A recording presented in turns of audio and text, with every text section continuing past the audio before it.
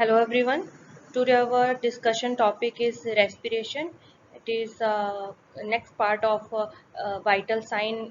Okay, so let's start with the topic. So respiration is a mechanism of the body which used to exchange the gases between the atmosphere and blood. Okay and then blood and the cell. So respiration एक mechanical process है जिसमें gases exchange होती हैं between, एक तो atmosphere और blood में होगी और दूसरी उसके बाद ब्लड टू सेल जाएगी गैसेस। ओके, और respiration involve ventilation process and diffusion process. So respiration are having two process. So ventilation is a movement of air from in and out of the lungs. So ventilation meaning हुआ कि air का inhale होना और exhale होना through the lungs. Diffusion is the movement of carbon dioxide and oxygen between the alveoli and the red blood cell. So diffusion is the movement of oxygen and carbon dioxide that go into the alveoli, okay, that get diffused into the cells of the red blood cells. So diffusion is as you know, diffusion is a process where gases are exchanged on the level of their concentration. Okay, the concentration of oxygen is more in the alveoli, so then the red blood cell, then oxygen go from the alveoli into the red blood cell. तो diffusion है एक process जहाँ से जो concentration पे waste होता है और ऑक्सीजन कहाँ से कहाँ जा रही है, हाई कंसंट्रेशन से low concentration. Okay, so it is a this process is known as diffusion. Assessment of ventilation by, हम जो वेंटिलेशन है ये प्रोसेस, जो भी एक्सचेंजेस ऑफ गैसेस होगा वो किस पे बेस्ड है, that is based on respiratory rate, depth, rhythm and and tidal volume. So what is and tidal volume? It is exhaled carbon dioxide, okay, through the exhalation. So and tidal carbon dioxide क्या है कि जो हम carbon dioxide exhale कर रहे हैं during the exhalation process, कितना amount exhale हुआ है वो है उसकी वैल्यू. जैसे एक टाइडल वॉल्यूम होता है कि the amount of air that inhaled by a normal person is 500 ml, वैसे ही एन टाइडल वॉल्यूम होता है कि the person how much air can be exhaled, that is carbon dioxide उसने कितनी एक्सहेल करी. असेसमेंट ऑफ डिफ्यूजन, डिफ्यूजन को हम जो डिफ्यूजन प्रोसेस है इसको किस तरह असेस कर सकते हैं, by saturation level of oxygen in the blood, कि ब्लड में कितना सैचुरेशन है ऑक्सीजन का. अगर उसको हम जितना ज़्यादा सैचुरेशन होगा उतना मतलब ऑक्सीजन है ब्लड में, हेल्दी पेशेंट है वो पर्सन हेल्दी है. ओके, अब देखेंगे फिजियोलॉजिक कंट्रोल, मतलब ब्रीथिंग पे जो हम एक्सेल इनहेल कर रहे हैं कार्बन डाइऑक्साइड और ऑक्सीजन का, उसके उसका उसका फिजियोलॉजी पर कैसे कंट्रोल है, कैसे हमारी बॉडी उसको मेंटेन रखती है. सो फर्स्ट यहाँ पे देखते हैं, ब्रीथिंग जनरली है पैसिव प्रोसेस, बेसिकली एक पैसिव प्रोसेस है. Normal respiratory rate for an adult, याद रखना है ये कि एक नॉर्मल हेल्दी एडल्ट का रेस्पिरेटरी रेट कितना होता है, तो इट इज़ ये 12 से 20 ब्रेथ पर मिनट होता है.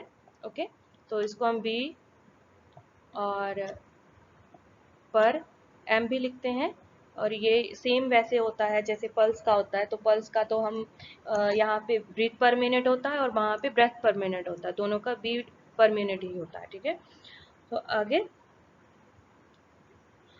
body ventilation regulate by level of carbon dioxide, oxygen and hydrogen ion concentration. So hydrogen ions की concentration क्या होती है, the pH, inside the blood कैसी pH है, तो ये तीनों चीज़ें ventilation को regulate करती हैं. Like if carbon dioxide increase inside the blood, that condition is known as hypercarbia. So in this condition, the patient go into a deep breath and rapid breath to uh, exhale the carbon dioxide from the cell. Okay, अगर जिस तरह अगर मान लीजिए कि carbon dioxide बढ़ चुकी है सेल में, तो क्या होगा कि पेशेंट डीप ब्रीथ करेगा और रैपिडली करेगा, और उस कंडीशन को क्या कहते हैं, हाइपर कार्बिया। और hypercarbia means increase elevated carbon dioxide level in the blood. और जब कार्बन डाइऑक्साइड बढ़ गई है तो उसमें क्या होगा कि ऑक्सीजन कम हो गई है, और ऑक्सीजन कम होने को क्या कहते हैं, ब्लड में ऑक्सीजन की कमी क्या क्या कहते हैं, hypoxia. Okay, hypoxia is the level of oxygen is decreased in the blood cell, and in this condition, like hydrogen ion is increased like जब कार्बन डाइऑक्साइड सेल में बढ़ जाएगी तो एसिडिटी भी इंक्रीज हो जाएगी, एसिडिक पीएच हो जाएगी। तो ब्लड की पीएच को मेंटेन करने के लिए भी हमें डीप ब्रीथ करना पड़ेगा और एक्सहेल करना पड़ेगा हर चीज़, और ये भी एक कंडीशन है। ठीक है, मेन फैक्टर जो हमारी वेंटिलेशन को इफेक्ट करता है वो है कार्बन डाइऑक्साइड। कार्बन डाइऑक्साइड की कंसेंट्रेशन हमारे वेंटिलेशन को इफेक्ट करती है। सो नॉर्मल जो एक पेशेंट का कार्बन डाइऑक्साइड लेवल होना चाहिए वो होता है 35 to 45 mmHg। so it is a normal partial pressure of carbon dioxide inside the blood। Artery blood में इतना कंसंट्रेशन होना चाहिए। लिख देती हूँ जिससे आपको याद रहे, इतना 35 to 45 मिलीलीटर पर मर्क्यूरी, इतना प्रेशर होना चाहिए। ये यूनिट ऑफ प्रेशर है, तो इतना पार्शियल प्रेशर होना चाहिए आर्ट्रियल ब्लड में कार्बन डाइऑक्साइड का। Okay, you got it. तो ये इंपॉर्टेंट वैल्यू है, जिससे इसके बेस पे क्वेश्चन आ जाएंगे, जैसे कि आपको बोला जाएगा कि हाँ कि एक पेशेंट का ऑक्सीजन लेवल घट चुका है और उसमें कार्बन डाइऑक्साइड बढ़ चुकी है, तो आपको वैल्यू दी जाएगी। तो आपको ये इस वैल्यू में अपना देख के कि हाँ कार्बन डाइऑक्साइड तो इतना होना चाहिए, तो मतलब कि बड़ा हुआ है तो इतना है, इससे ज़्यादा वैल्यू आनी है उस पेशेंट। ओके, कुछ भी ऐसे क्वेश्चन आ सकते हैं, तो हमेशा वैल्यू को याद रखें। ओके, ये तो हो गया कि elevate level of carbon dioxide inside the blood, increase the rate and depth of the respiration. और उसको हम इंक्रीज एलिवेटेड कार्बन डाइऑक्साइड को क्या कहते हैं, हाइपर कार्बिया। ये भी टर्म याद रखनी है। दूसरी हाइपोक्सिया, वो तो आपको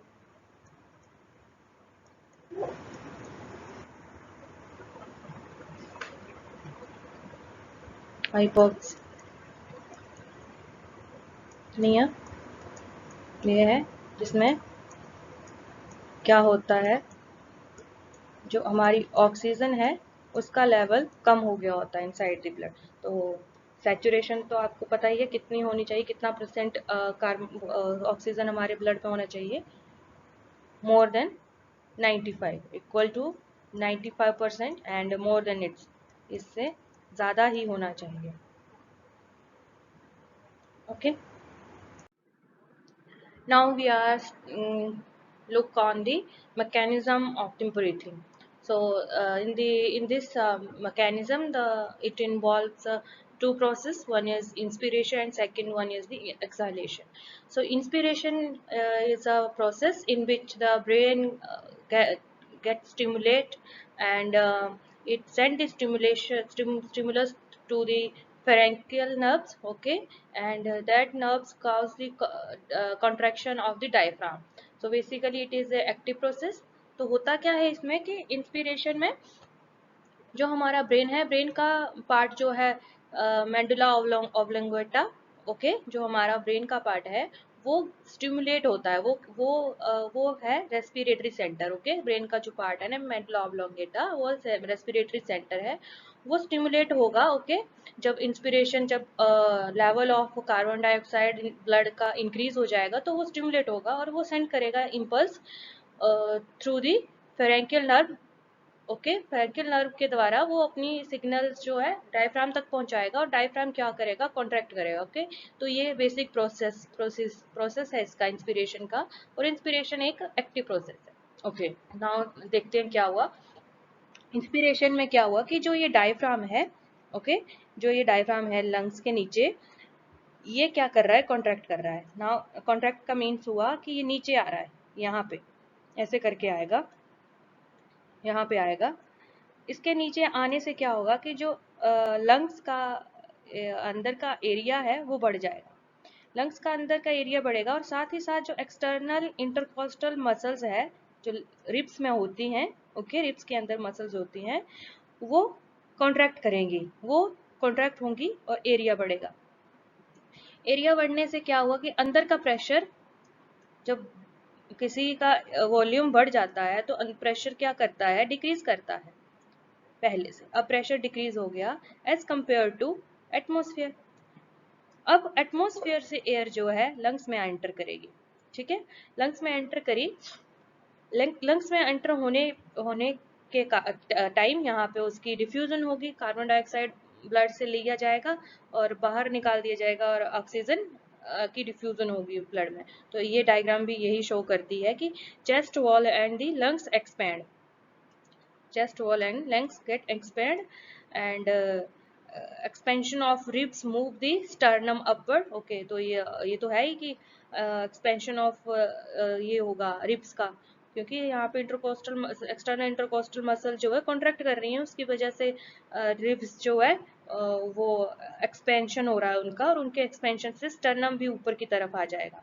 तो ये चेंजेस आता है जब आप फील करेंगे, जब आप इंस्पायर करेंगे एयर को अपने देखेंगे कि स्टर्नम और जो रिब केज है, ये पूरा रिब केज, ये उसका साइज बढ़ेगा, ये बाहर बाहर की तरफ मूव करेगा, ये मूव करेगा आउटवर्ड। ओके, तो इस तरह से इंस्पिरेशन हुई। अब हम अगला प्रोसेस देखते हैं, एक्सलेशन। एक्सलेशन में क्या होगा कि जो डायफ्राम है वो रिलैक्स हो जाएगा, वो अपनी ओरिजिनल पोजीशन में आ जाएगा।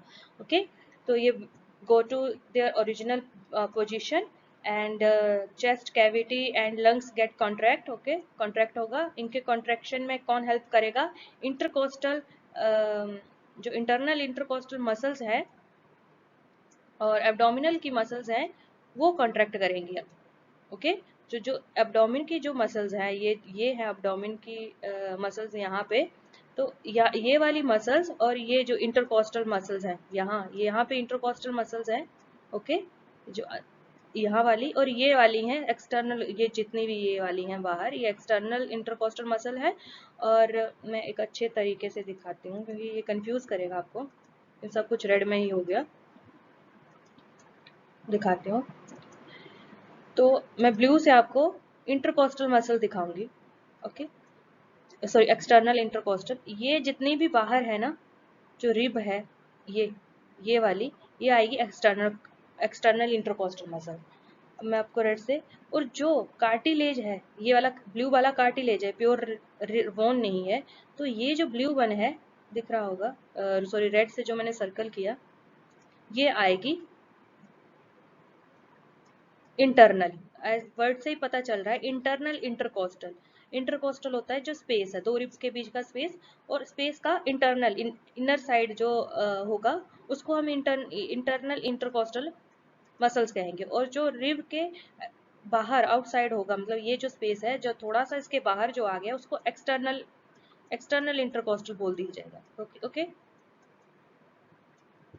एक्सटर्नल मसल्स हो गई। ठीक है, तो ये दोनों का बेसिक डिफरेंस है। तो इसमें क्या होगा, अब इसको इरेज कर देते हैं। ठीक है,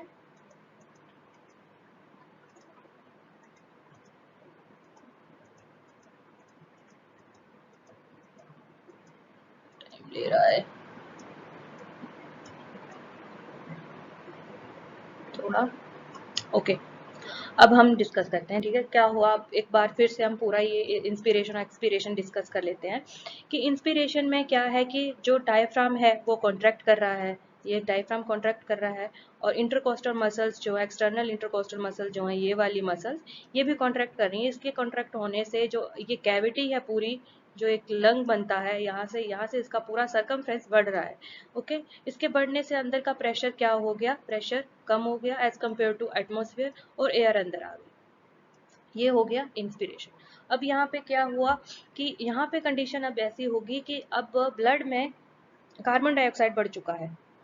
ओके, कार्बन डाइऑक्साइड बढ़ चुका है, उसको बाहर लेके जाना है, बाहर लेके जाना है। तो अब क्या करेगा कि जो डायफ्राम है वो रिलैक्स हो जाएगा, अपनी ओरिजिनल पोजीशन में आ जाएगा, और जो इंटरकोस्टल जो ये मसल्स हैं, ये और ये जो एब्डोमिनल मसल्स हैं, ये क्या करेंगे, अब कॉन्ट्रैक्ट करेंगी। अब ये रिब केज को कॉन्ट्रैक्ट करेंगी टू इट्स ओरिजिनल पोजीशन पे लाने के लिए, और भी इसको मतलब ओरिजिनल से थोड़ा सा ज़्यादा कॉन्ट्रैक्ट करेंगी, तभी तो उसमें उसमें क्या होगा कि उसके इसके होने से अब कैविटी कैविटी जो है अंदर की वो कम हो गई, वॉल्यूम कम हो गया है। वॉल्यूम कम हो गया है तो मीन्स प्रेशर इनसाइड बढ़ चुका है, प्रेशर बढ़ चुका है एज कम्पेयर टू एटमोसफेयर। तो अब लंग से एयर जाएगी एटमोसफेयर में।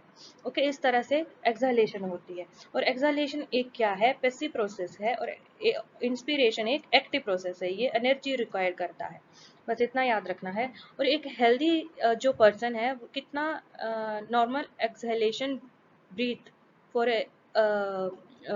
फॉर ए पर्सन इनहेल, मतलब एक नॉर्मल एक्सहालेशन होने के बाद एक रिलैक्स पर्सन एक रिलैक्स पर्सन कितना इनहेल कर लेता है। सिंपली याद करना है कि एक जो नॉर्मल पर्सन है वो कितना अमाउंट ऑफ एयर इनहेल कर लेता है, तो वो करता है 500 ml, याद रखनी है ये वैल्यू, ठीक है।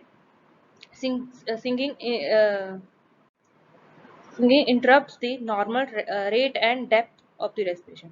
So इस वर्ड का सिंगिंग का मतलब ये है, सिंगिंग का लॉन्ग ब्रेथ, लॉन्ग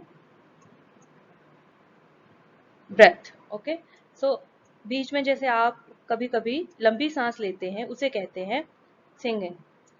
ओके, तो ये क्या करती है, ये इंटरप्ट कर रही है normal rate and depth of the respiration, और इसको कहते हैं यूपनिया। यूपनिया एक कोई एबनॉर्मल ब्रीथ नहीं है, ये नॉर्मल ही है। यूपनिया होने से, एक लंबी लॉन्ग ब्रेथ लेने से क्या होता है कि जो हमारे एल्वोलाई हैं उनका साइज बढ़ता है, उनकी वो कोलैप्स होने से बचता है। अगर हम लॉन्ग टर्म एक नॉर्मल ब्रेथ लेते रहें तो ये अपनी एक्सपेंशन भूल जाते हैं, मतलब कि ये इलास्टिक है किस्म से, ये जो मेम्ब्रेन है एक इलास्टिक मेम्ब्रेन है, तो उस वजह से ये जैसे ऑक्सीजन की कमी होगी है तो हम एक लॉन्ग ब्रेथ लेंगे तो एल्वोलाई का साइज और लंग्स का फंक्शन सही रहता है, एल्वोलाई एक्सपैंड हो जाते हैं, ज़्यादा से ज़्यादा अमाउंट ऑफ एयर इनसाइड होगा। तो ये कोई एबनॉर्मल ब्रेथ नहीं है, नॉर्मल है। ये तब होती है जब हम लॉन्ग ब्रेथ लेते हैं, कभी कभी ऐसे एक लंबी सांस लेते हैं, उस वो सांस जो क्या करती है, नॉर्मल रेट और रिदम है उसको, रेट एंड डेप्थ है उसको इंटरप्ट करती है, और उसको हम कहते हैं यूपनिया। Factor affecting the characteristic of respiration. Okay, so पहला है exercise, how exercise can change the respiratory rate, rhythm and depth. Exercise increase rate and depth to meet the need of body for additional oxygen and to rid the body of carbon dioxide. Okay, तो इसका यहाँ पे यही meaning है कि जो exercise क्या कर रहा है कि रेट जो है, रेट एंड डेप्थ जो है रेस्पिरेशन का, उसको इंक्रीज कर रहा है। ओके, कि ज़्यादा से ज़्यादा ऑक्सीजन बॉडी को मिले और जो कार्बन डाइऑक्साइड है वो जल्दी से बॉडी से बाहर निकले। सो यहाँ पे याद रखना है, एक्सरसाइज इंक्रीज करेगा, और ये तो आपको पता है जब आप हार्ड वर्क या हैवी एक्सरसाइज करते हैं तो हमारी रेस्पिरेशन इंक्रीज हो जाती है। अब आया एक्यूट पेन, पेन में क्या होगा, pain alter the rate and rhythm of the respiration. Okay, and breathing become shallow, shallow मतलब कि कम हो जाएगी, धीमे हो जाएगी। एंड ओके, तो पेन में क्या हो रहा है कि ये अल्टर कर सकता है, इंक्रीज भी कर सकता है, डिक्रीज भी कर सकता है, तो ये अल्टर कर रहा है। और ब्रीथिंग क्या कर रही है, बिकम शैलो, शांत हो रहा है यहाँ पे ब्रीथिंग जो है। जो पर्सन है पेन में धीरे धीरे सांस लेगा। जब आप भी देखेंगे, आप जब कभी भी आपको एक्यूट पेन हुआ होता है, कहीं पे दर्द है, सर दर्द है या पेट में दर्द है, तो आपका ब्रीथिंग पैटर्न कैसे चेंज होता है, तो ये आपको, ये बहुत इजी है, आपको रिलेट कर सकते हैं एक दूसरे अपने से ही इन चीज़ों को। ओके, तो अगला पेन में क्या आएगा, पेशेंट इनहिबिट और सप्लिंट chest wall movement when pain is in area of the chest or abdomen। तो पेशेंट इनहिबिट मतलब कि सांस थोड़ा जो ब्रेथ लेगा वो इनहिबिट हो जाएगा। और स्प्लिंट चेस्ट वॉल होता है कि जो इंस्पिरेशन है, इंस्पिरेशन की मूवमेंट है वो अच्छे से नहीं हो रही है, लंग्स जो है अच्छे से एक्सपांड नहीं हो रहे हैं, तो उस कंडीशन में, पेन में ये कंडीशन आएगी। और जब जब इस कारण से क्या होगा कि अच्छे से ब्रेथ नहीं आएगी। ओके, तो यही है, तो पेन इनहिबिट और splint chest wall movement when the pain in the area of, कहाँ पे है सब, जब पेन चेस्ट में होगी और एब्डोमेन में।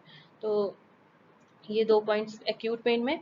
और अब एंजाइटी, जब एंजाइटी होगा तो क्या होगा, एंजाइटी जब आपको पता ही है कि कहीं पे इंटरव्यू देना है, कहीं पे आपका एग्जाम है, तो आपका क्या होता है, एंजाइटी में क्या होगा, इंक्रीज देयर रेस्पिरेशन रेट। तो हमारा रेस्पिरेटरी रेट इंक्रीज हो जाता है, डेप्थ भी इंक्रीज हो जाती है। और ये किसका रिजल्ट है, sympathetic nervous system. Okay, epinephrine non epinephrine की वजह से हमारा रेस्पिरेटरी रेट एंजाइटी में बढ़ता है। और पेन में क्या हो रहा है, शैलो हो रहा है। ओके, पेन में हमारा रेस्पिरेटरी रेट शैलो हो रहा है। ओके, शैलो हो रहा है। अब देखते हैं स्मोकिंग, स्मोकिंग में हमारे क्या असर पड़ रहा है। स्मोकिंग, क्रोनिक स्मोकिंग, जैसे कि बहुत सालों से पेशेंट स्मोक कर रहा है, लाइक 10 to 20 ईयर हो गए हैं, तो chronic smoking change pulmonary airway resulting the increase in respiratory rate and when not be smoking. Okay, तो क्या हुआ कि स्मोकिंग से क्या है कि हम, हमारे जो लंग्स का एरिया है, लंग्स की जो स्पेस है, एल्वोलाई है। ओके, जो ये एल्वोलाई है लंग्स में, इसका, इसके अंदर क्या है, जो स्मोक भर जाती है किस्म से, जो हम स्मोकिंग का एयर है वो आ जाता है, उसकी, उसके आने से अब लंग का जो स्पाज्म है, जो इसका ओरिजिनल एरिया है वो तो अब कम हो गया। मान लीजिए कि पहले एल्वोलाई ऐसे थी, जब पर्सन स्मोक कर रहा है तो एल्वोलाई का स्पेस ऐसा हो गया है, रिड्यूस हो गया। तो reduce in space result to increase the rate of respiration. तो स्मोकिंग में भी क्या हो रहा है, इंक्रीज रेट ऑफ रेस्पिरेशन। अब आया बॉडी पोजीशन, कि हम, हमारी बॉडी जो है कौन कौन से पोजीशन में रहेगी तो अच्छे से हमारे लंग्स वर्क करेगा। तो पहला आया स्टेट पोजीशन। स्टेट पोजीशन में आएगा इरेक्ट पोजीशन, मतलब स्पाइनल कॉर्ड ऐसे है बिल्कुल स्ट्रेट, स्पाइनल कॉर्ड स्ट्रेट है, तो उस कंडीशन में लंग्स फुल एक्सपेंस होगा, लंग्स पे कोई प्रेशर नहीं है। ओके, लंग्स में कोई प्रेशर नहीं है, तो लंग्स अच्छे से एक्सपेंस होगा, तो रेट ऑफ रेस्पिरेशन नॉर्मल है, इसमें ना इंक्रीज ना डिक्रीज। ओके, तो सबसे बेस्ट पोजीशन क्या है हमारी, स्टेट पोजीशन। ए स्टॉप्ड और स्लम्प्ड पोजीशन इम्पेयर्ड दी वेंटिलेशन मूवमेंट। स्टम्प्ड होता है कि अब पर्सन झुक के बैठा है, ऐसे है उसका स्पाइनल कॉर्ड, कब कब है उसका। ओके, तो स्टम्प्ड में क्या होगा कि अब लंग्स अच्छे से एक्सपेंड नहीं होंगे, और ये क्या करेगा, हमारी वेंटिलेशन में इम्पेयर्ड होगी, इससे खराब हो सकती है। ओके, अब थर्ड उसका क्या है, लेइंग फ्लैट। अब पर्सन जो है प्रोन पोजीशन में, laying flat prevent the lungs full expansion, उसको फुली एक्सपेंशन नहीं होगा क्योंकि प्रेशर पड़ेगा हमारी बॉडी का, और चेस्ट जो अच्छे से एक्सपांस नहीं होगी। अगला नेक्स्ट कंडीशन है मेडिकेशन। तो मेडिकेशन किस तरह से, मेडिकेशन रेस्पिरेशन को इंक्रीज भी करती हैं और डिक्रीज भी करती हैं, like opioid analgesics, general anesthesia and sedative hypotonic। जो भी है ये ड्रग्स, ये वाली hypnotics and general anaesthesia. Okay, general anaesthesia जैसे कोई सर्जरी के लिए एनेस्थीसिया लगा उसको। Opioid analgesics means pain relax के लिए जो मेडिकेशन दी गई, वो क्या करेगी, डिप्रेस करेगी rate of rate and depth of respiration. तो यहाँ पे ये वाली जो मेडिकेशन है, ओपियाइड एनालिसिस, जनरल एनेस्थीसिया। और जनरल एनेस्थीसिया में तो आपको पता ही है कि जितने भी हमारी मसल्स एक्टिविटी है वो रिलैक्स हो गई होती हैं, उनमें कॉन्ट्रैक्शन नहीं हो रहा होता है, वो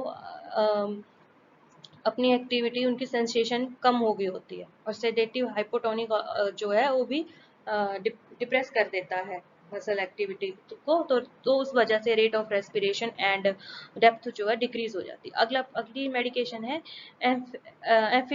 एम्फिटामाइड, amphetamines, okay, amphetamines and cocaines. They are increase the rate of respiration and depth, okay.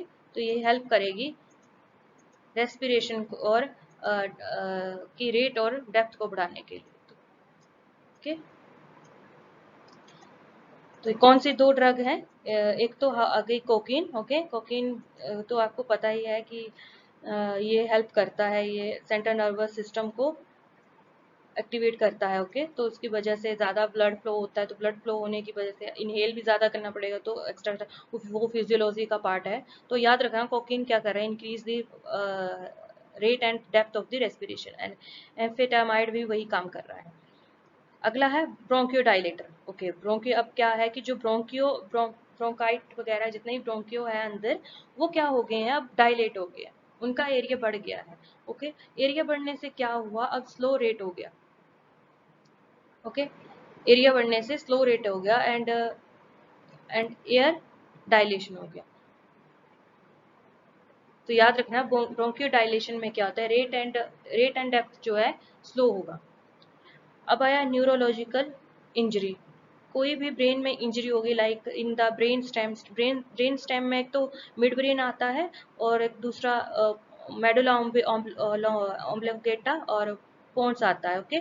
तो मेडुला ऑब्लोंगेटा में अगर इंजरी आ गई, ब्रेन स्टेम में इंजरी आ गई, तो वो क्या करेगा, इम्पेयर्ड करेगा रेस्पिरेटरी सेंटर को और इनहिबिट कर देगा रेस्पिरेटरी रेट एंड रिथम को। अगर इसमें डायरेक्टली इंजरी हो गई है तो हमारी रेस्पिरेटरी रेट एंड रिथम उसमें इनहिबिट होगी, ना तो स्लो होगी ना तो डिक्रीज इंक्रीज, सीधा इनहिबिट ही हो जाएगी।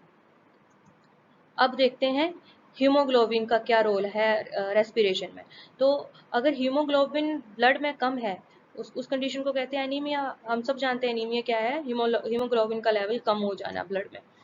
एंड अगर कम है तो ऑक्सीजन का अच्छे से कैरी नहीं कर पाया और reduce the oxygen carrying capacity, और और क्या होगा, अगर ऑक्सीजन पूरी तरह से सैचुरेशन नहीं है ब्लड में प्रॉपर, तो वो रेट ऑफ रेस्पिरेशन को बढ़ा देगा, ओके। समझ आ गया कि हीमोग्लोबिन है ये, हीमोग्लोबिन का अकाउंट अब कम हो गया है। हीमोग्लोबिन क्या करता है, ऑक्सीजन को अटैच करता है, ओके।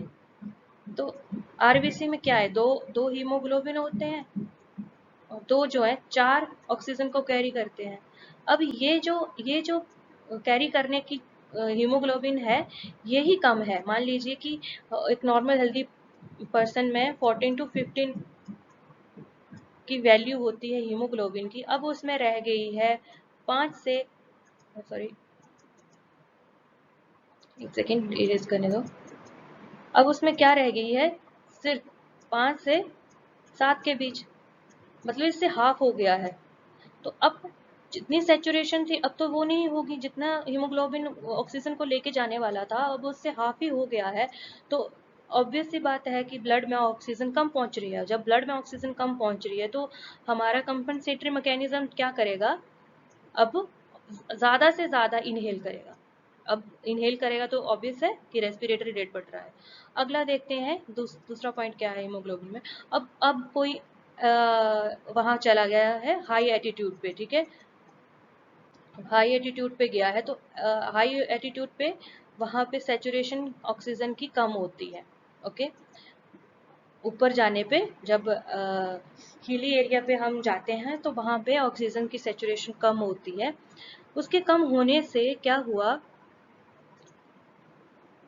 ब्लड में कम ऑक्सीजन जा रही है। इनहेल तो उतना ही कर रहा है जैसे कि प्लेन एरिया पे जो पेशेंट इनहेल करता था उतना ही करता था, बट अब क्या है, सैचुरेशन कम है, ऑक्सीजन की परसेंटेज वहाँ पे कम है।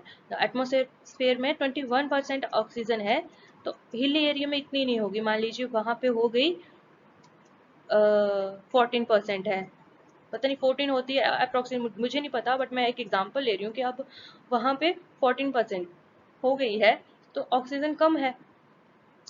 ऑक्सीजन कम है तो ब्लड में भी ऑक्सीजन कम जा रही है टिश्यू में। अब ऑक्सीजन की सेचुरेशन आप ब्लड में होनी चाहिए 95, ओके 95% से ज़्यादा ही होना चाहिए। अब इतना हमारे ब्लड में नहीं पहुंच रहा है, तो अब क्या करेंगे, इसको इसको मेंटेन करने के लिए इंस्पिरेशन बढ़ जाएगी, इंस्पिरेशन रेट अब बढ़ जाएगा। अब ज़्यादा से ज़्यादा ब्रेथ लेगा पेशेंट बंदा, एंड उसकी डेप्थ इंक्रीज होगी, और वो इस तरह से ऑक्सीजन ज़्यादा इनहेल होगी, और सेचुरेशन को, जो टिश्यू लेवल पे सेचुरेशन है उसको इंक्रीज किया जाएगा। Okay, understand. Increase attitude level, okay, lower the amount of saturation of hemoglobin which increase the respiratory rate and rhythm. Okay, understand, ये था एटीट्यूड का। अब पढ़ेंगे कि abnormal blood सेल फंक्शन हो गया। अब ब्लड की शेप और उसके साइज में डिफरेंस आ गया, उसका चेंज आ गया। Like in sickle cell anaemia, sickle cell anaemia में क्या है, ऐसे तो ओवल शेप में है ना ब्लड, और सिकल सेल एनीमिया में ऐसे हो जाता है, ऐसे हो जाता है ना ब्लड। तो ऐसे होने से क्या हुआ कि अब जो कैपेसिटी थी हमारे इसकी हीमोग्लोबिन कैरी करने की, आरबीसी की, आरबीसी जो हीमोग्लोबिन कैरी कर रहा था, अब वो डिक्रीज हो गई, उसकी एबिलिटी नहीं है, वो उतना उतना हीमोग्लोबिन नहीं अटैच, वो इतना ऑक्सीजन अटैच नहीं कर पाएगा। ऐसे होने से क्या होगा, ये भी एक रेस्पिरेटरी रेट को इंक्रीज करेगा, उसकी डेप्थ और रेट को इंक्रीज करेगा। तो ये एनीमिया कंडीशन हो गया, एनीमिया हो गया, एनीमिया हो गया, या हाई एटीट्यूड पे हो गया, और एबनॉर्मल ब्लड फंक्शन हो गया। ये सब क्या कर रहे हैं, ये सब क्या कर रहे हैं, रेट ऑफ रेस्पिरेशन को बढ़ा रहे हैं। तो याद रखना है, ये तीनों बढ़ा रहे हैं, एंड न्यूरोलॉजिकल फंक्शन तो इनहिबिट ही कर रहा है। और यहाँ पे दो मेडिकेशन है, एक opioid analysis, general anaesthesia, sedative hypotonic, ये क्या कर रहे हैं, रेट ऑफ रेस्पिरेशन को डिक्रीज कर रहे हैं। और एम्फेटामाइड्स एंड कोकीन्स इंक्रीज कर रहे हैं। लाइक हम जब कोकीन खाते हैं, या मान लीजिए चॉकलेट वगैरह खाते हैं, चाय पीते हैं, टी लेते हैं, कॉफ़ी लेते हैं, तो वो हमारे रेस्पिरेटरी रेट को इंक्रीज करता है। ओके, तो ये इंक्रीज, और ब्रोंको डायलेटर भी मेडिकेशन मिलती है इन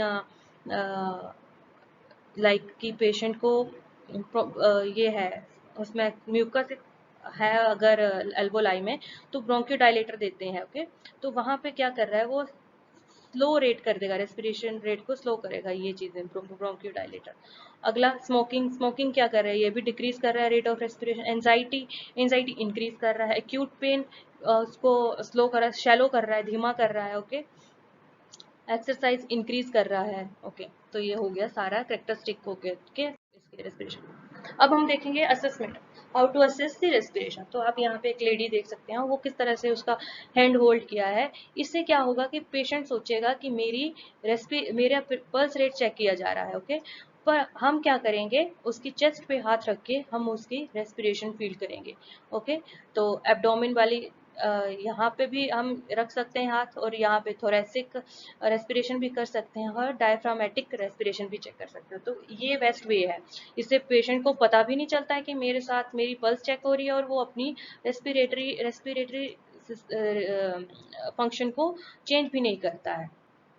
अगर हम सामने खड़े होके ऐसे खड़े हो जाएं और उसको देखें, तो वो उसको समझ भी जाएगा कि हाँ, अच्छा अच्छा मेरा रेस्पिरेशन रेट चेक कर रहे हैं, या वो ऐसा नहीं सोचेगा, तो वो एंजाइटी आ जाएगी, मुझे क्यों देख रहे हैं, तो उसका रेट ऑफ रेस्पिरेशन चेंज हो सकता है।